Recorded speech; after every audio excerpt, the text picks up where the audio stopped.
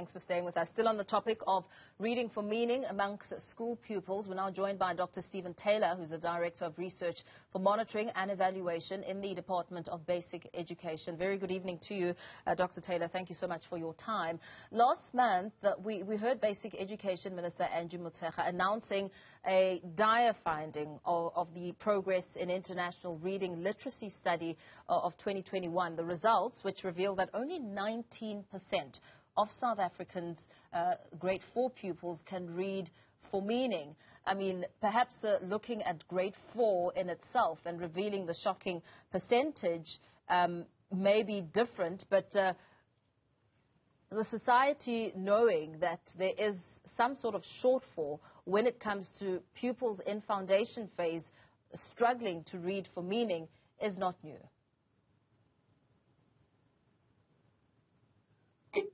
Good evening, Paul. I lost the last word of yours there, but it's certainly not good at all, and is a serious matter for concern for us in the department. As you say, 19% of grade 4 children reaching an adequate level of reading with comprehension, reading with meaning, and as you correctly point out, that does point to earlier issues where we need to do more to keep improving the quality of learning and teaching in the foundation phase, and even in early childhood development opportunities that our children have. The Minister, Dr. Taylor, has been criticized for essentially passing the buck, to suggest that the statistics from the study are partly due to a lack of concrete evidence regarding the most effective interventions to addressing reading challenges. Surely there should be no excuse why learners cannot read without perhaps putting some solutions on the table. Yeah, I think the Minister was maybe pointing out that the Pearls assessment is one of a number of assessments that we need to put together. In terms of evidence for how to improve reading, I think we do have some evidence. I'm a researcher, so for me, of course, I know of some evidence, but I will also agree that there is a need for more evidence on how best to do it.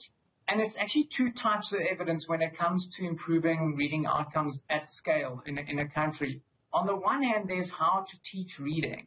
And for us, that's how to teach reading in each of our 11 languages and also sign language. And on the other hand, there's the implementation of it. How do we change classroom practice, teaching practice at scale in 25,000 schools? Those are two slightly different issues, and they have to work together. So we do know that achieving that kind of change does take time.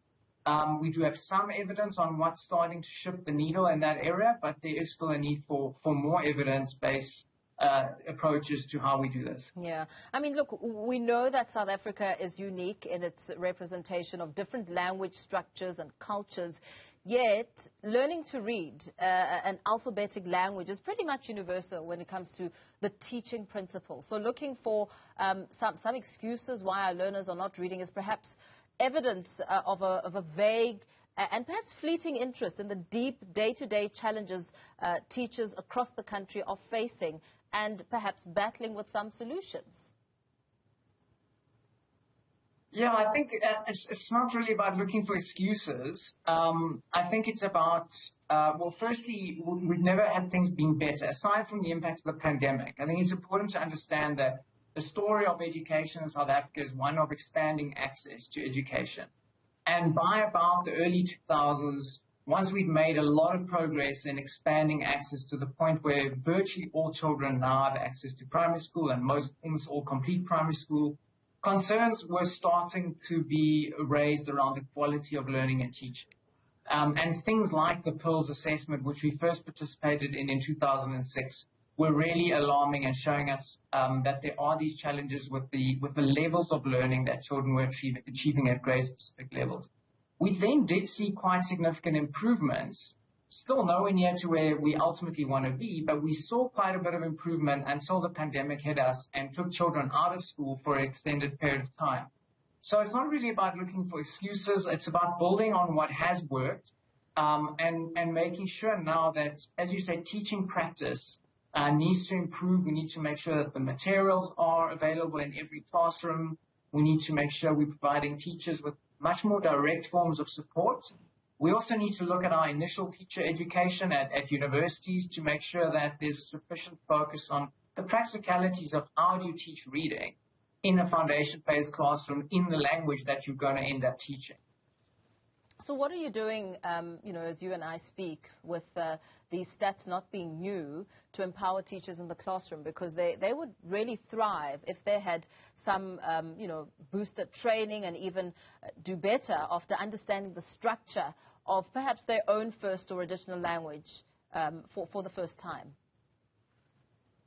Well, we have been piloting and developing evidence about different types of teacher training methods. We've tried virtual coaching, we've tried in-person coaching, we've tried centralized training. And I think there's a recognition that we need to provide more and more direct forms of support. There is a question about how to do that at scale and a cost-effective way.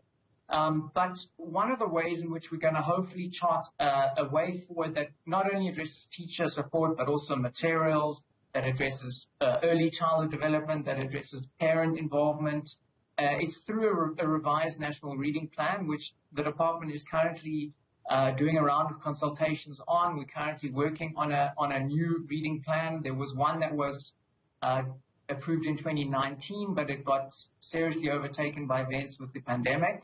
And so there's a need for a new plan to bring together all the different elements that ultimately contribute to supporting an environment where children have a better chance of learning to read. You make mention of parents, Dr. Taylor. Do you think that perhaps they may be part of the reason why what's taught in the classroom is perhaps not able to be re-emphasized when the child gets home? Look, parents definitely have a massive role to play. We do know that parent activities to support literacy, to support reading, schooling in general, it certainly makes a difference. What has been less successful is interventions we've tried to shift parent involvement. We often end up kind of preaching to the converted, where those parents who are already more involved kind of take up the opportunities that are provided.